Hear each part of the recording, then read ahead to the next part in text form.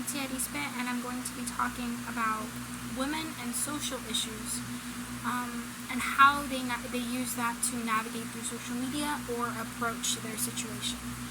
My audience will mainly focus of teenagers or people of my generation, which is Generation Z, or just to people who use social media on a daily. The current example that I'm going to use is a very personal one to me. It is one that derives from me witnessing this firsthand, and it's still being an ongoing issue, a social issue, due to the severity of the situation. It is my social issue I'm going to be talking about currently is about the war between Palestine and Israel. And I'm going to be talking about it from the point of view of Palestine, specifically two women who are news journalists who are from Palestine that I'm going to be talking about. I'm going to be using them as an example, and it is something that is very personal to me because I have seen it firsthand. I have witnessed how Palestine and Israel have been fighting. I have seen it on social media because these news journalists use social media, these two news journalists that are women, use social media to portray what is going on in the war. These two women go by the name of Bisan and Motas. Motas and Bisan both talk about the war in Palestine and the issues within it. They both advocate how national governments have been involved in the funding of Israel and how that has led to their people being killed and their culture being erased.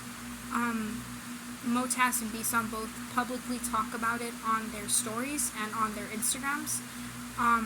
They talk about how this war has killed the people they love, has led to starvation, to genocide. The children from Palestine have been killed, and Israel has yet not stopped bombing them. They use missiles to attack the people of Palestine.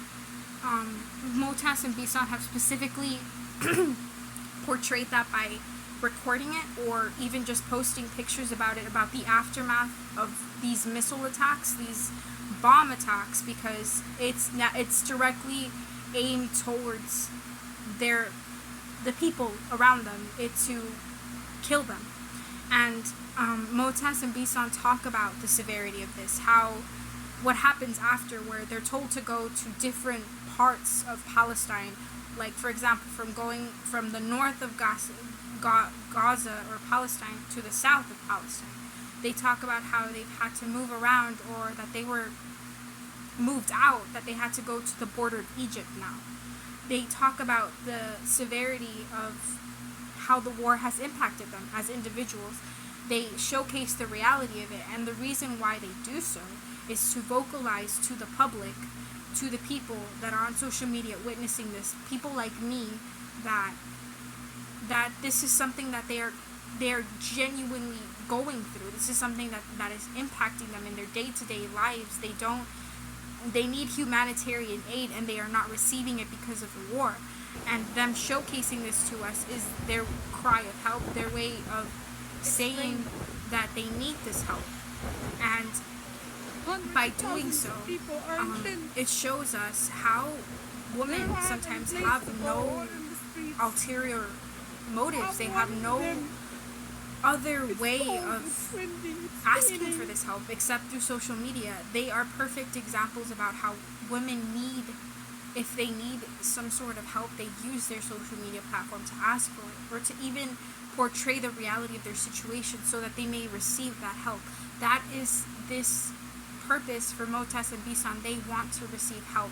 They want to receive justice for this war because it's killing their people. It's erasing their culture.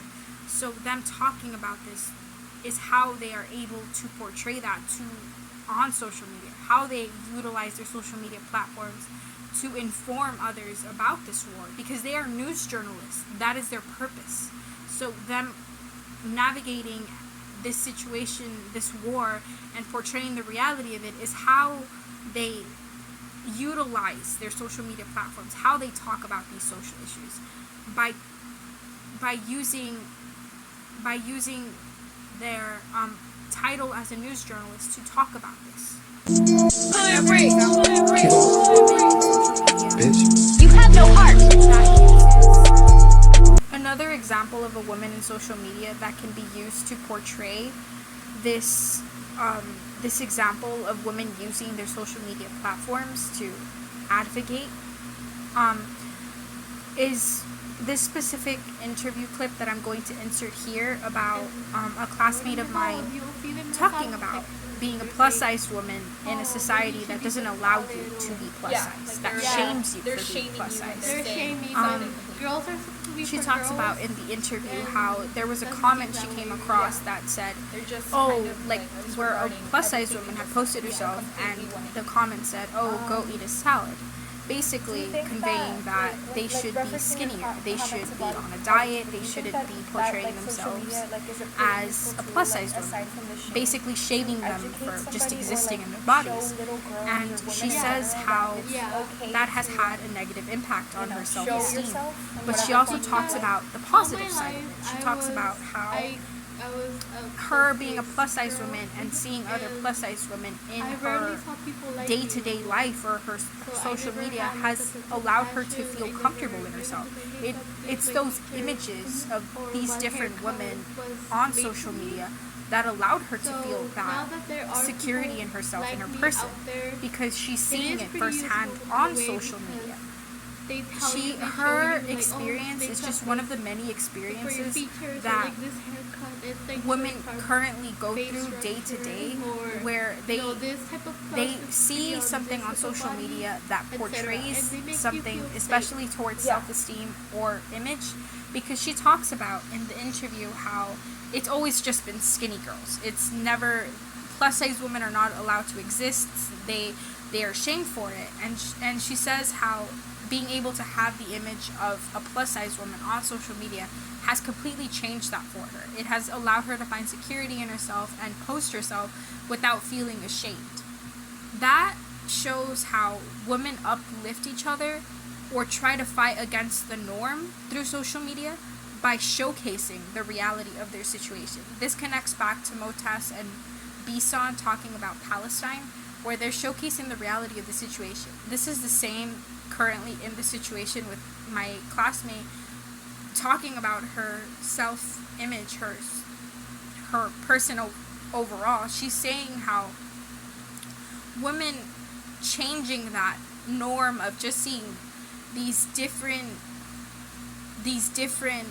society norms, by changing that, by showing themselves as plus sized, they are fighting against the norm of what would normally be on social media. They are allowing other women to see them in that current state and allowing women to feel accepted in their bodies, to feel comfortable in their bodies, because they are showing themselves as they really are. And that just shows how different women use their social media to advocate or change different things in society. They touch on social issues without having to discuss them outright, by showing themselves, by using their platform to talk about their person, like her talking about seeing plus size women. That is what allowed her to feel security in herself. Even though she saw this negative side to it, where they were making negative comments about a woman's appearance, she also saw other women not caring about the society norm and still posting themselves. That just shows how women can use their social media platforms in different ways to advocate for different sorts of situations or social issues without even realizing it. Sometimes that is what allows women to feel secure in themselves, to come forward and use their voice in social media. She is one of the many examples of that.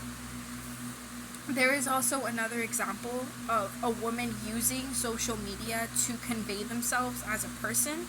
That is with this TikToker named Viandre, who is a trans woman. TikTok sees her as a prominent figure in society, like in the trans community specifically, because she impacted the norm in social media of the trans experience by conveying her own trans experience. She talks about her own reality, the impacts that have come with it, and the journey overall. She has built her platform on her being a trans woman, on her experience as a trans woman. She specifically talks about this in a video she made where she talks about her high school experience, where she was nominated for Homecoming Queen, but the people who nominated her did so in a manner of making her feel ridiculous. It was to shame her, to make her feel like she wasn't normal.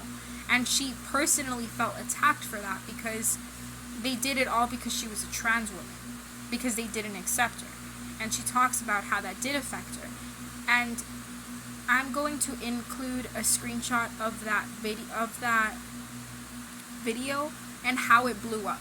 How it shows how her conveying her experience as a trans woman allows others to feel comfortable in themselves, to see this experience, to relate to it. The reason I have included all 3 examples of different women using social media to advocate for themselves is to inform the people like me that women do use their social media platforms to advocate social issues. There's different social issues throughout society that need change, that need to be brought up in conversations, that need to be addressed in situations. And these women have done so in different manners by showcasing their reality in these situations, or even talking about their experiences individually. I feel that is very powerful and allows the public to be informed, and society overall, about these different experiences and how that they can either change their viewpoint or understand these experiences individually. This is all I'm going to be talking about today. Thank you so much for listening to my video essay, and have a good day.